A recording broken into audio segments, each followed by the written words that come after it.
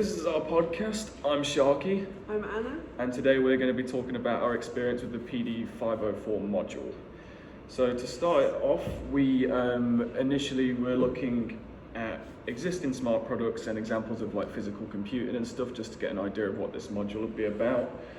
And through our research, we developed our opinions on them. Yep. I largely think a lot of those existing smart products seemed quite unnecessary, like the smart water bottle and stuff, but then a lot of cool technologies come out of it, like self-driving cars and stuff like that. And yeah, I think as product designers, it's our job to like kind of find a balance. How did you find? Yeah, I think my opinion is quite similar to yours. Mm-hmm. Some of them are very unnecessary, but at the same time, there's this kind of like safety that comes with smart products. Yeah. So for example, the smart lock for the doors, it's that extra security that some people need.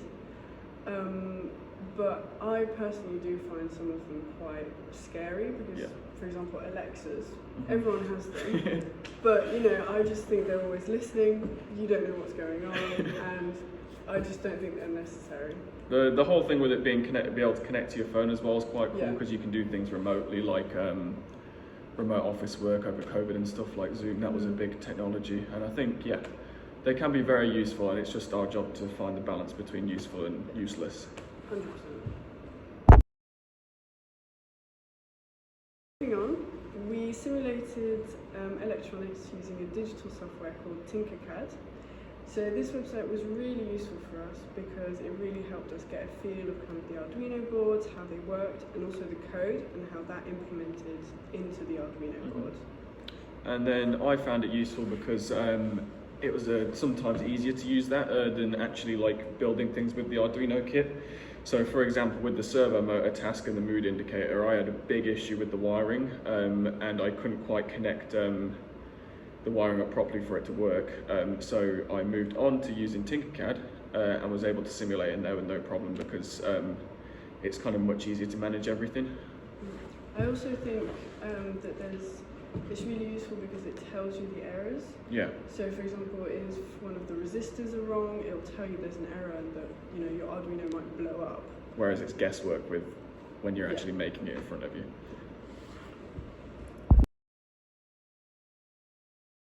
So next we went on to actually physically making circuits with the Arduino kits, we started off by basically doing some preset tasks that came with the Arduino book, which involved making some existing projects such as the mood indicating lamp and some other things. And they were good for helping us get a good understanding of like how circuits actually work and how we'll be implementing that into our products in the future. Yeah, so one of them that we did was the servo mood indicator, and this is one that I used in my final project, which was why it was really useful for me. And it was just really good to kind of have that feel of the actual indicator moving and be able to change the wires physically. That really helped. The only problem with it was like sometimes the task could be a bit challenging because like getting the wires in the right places, because the breadboards are so small, the holes kind of like merge together for me because I've not got the best eyesight in the world. But that was my only issue with that, and otherwise the tasks were relatively easy because they had tutorials in the books and the code kind of came pre-made.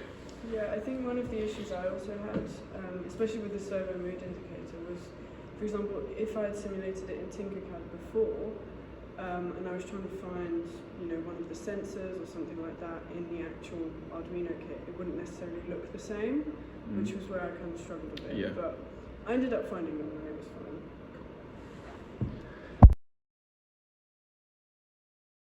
So after this, we moved on to the human interactions, and so this is basically the kind of ergonomics and the human factors of it, and we mainly focused on the digital side of it. So kind of using an app to get feedback, to give the user control of a lamp, for example, by making it customizable. And then for our product, we focused on more of the physical side of user interaction, like exploring different dial and button options and how the importance of that feedback reassures like a user that product is actually working, which is one of the main important things we found with a digital product is if a user doesn't feel that feedback, they kind of get the impression that the device isn't working as it's supposed to. Another thing is we had the quite difficult deliverable of making our product magic.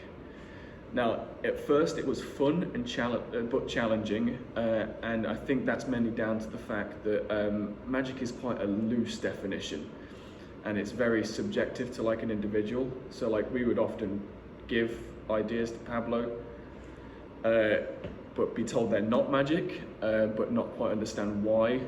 And I think in the future, just a bit more specific and good clarification on what those factors are would have been nice. You on the same boat? Yeah, I'm on the same boat where I think in my group as well, we try to kind of implement that magic as best as we could. Yeah, I think I did. Yeah, we find the lamp magic. Yeah, so. I'd like to think you do as well. So. Yeah.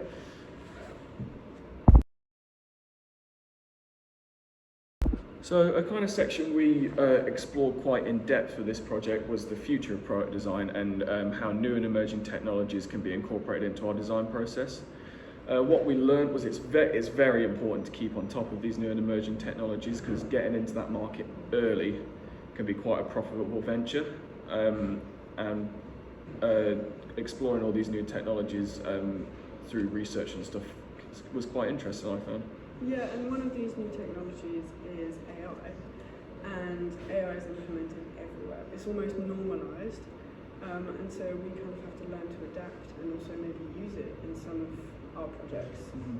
Yeah, I'm kind of a moral objector when it comes to AI, but I understand that we have to use it for the project and it's fine. Like I think it's useful as a tool, but as a creative, I think it should be used in moderation as it kind of takes the creativeness out of certain areas of product design, and it kind of dehumanizes it and some designs kind of lose their charm, I think.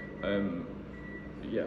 Yeah, I do agree with that in a certain way, but then I could also say for my project, like the lamp project, I had no idea about coding at Yeah, all. me neither. And so I've used ChatGPT a lot to kind of make a code, modify it, and just tell me where to put things. Yeah, so in that sense, it has been really useful. Yeah. But So as a tool, it's been helpful for this project. Yeah.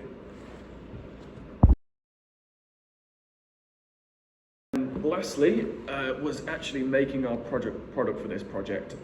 So our group, we designed this reactive lamp that's designed to help you focus in like a set study space that you decide with the product. So it works by the closer you are to your desired study space, the light will gradually brighten and hone in on that area and illuminate it into like a cold light, which is found to increase productivity. And then when you move to another part of your room, it gets dimmer and warmer to help you wind down and relax. I really like our product. I think it is magic because it mimics an eye, and it kind of seems like the product is perceiving you in a room when it really isn't. It was challenging to get the mechanism working, but luckily Billy, the engineer in our group, handled that quite well. I had a few issues with getting the casing to fit all the parts and some issues with the wiring, but overall it's ended up working fine and we've got a valid prototype.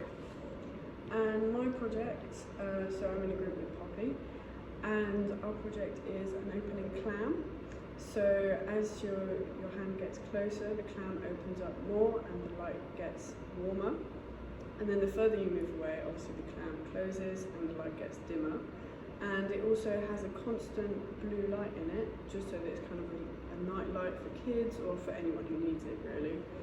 And yeah, it's a quite simple project, but I still think it's got that side of magic to it, just because it's kind of nice to see a clam that opens up, and it's just a very sweet thing. Yeah, overall it was okay, but the main issues that I've been facing are with the coding. So as I said before, I have been using ChatGPT, but obviously it doesn't know all the time what I want if I don't say exactly. And so it's had this like constant glitch of just opening slightly, so I've been trying to fix that. Yeah, it's just kind of small issues with coding, and I had a few issues with the wiring before, but that was easily fixed. Pablo's like generously given us a little extra week extension Yeah. just to tweak electronics, because they have been a difficult, like Arduino wires, they're not fixed, so they can pop out occasionally, and that's been an issue sometimes when moving it about. So yeah, but other than that, it's been fun, challenging. But yeah, overall I've learned quite a lot from it. Yeah, I think it's been a very different project from the ones we've had at the start of the Yeah, year it's and probably even last year. Most similar to the mouse project, and I did Yeah. have a few issues with that as well, but same. I think it's down to us being more product designers and not engineers. Yeah. But we've tried our best, and Yeah. hopefully it's good enough. Yeah, hopefully you like it. Thank you.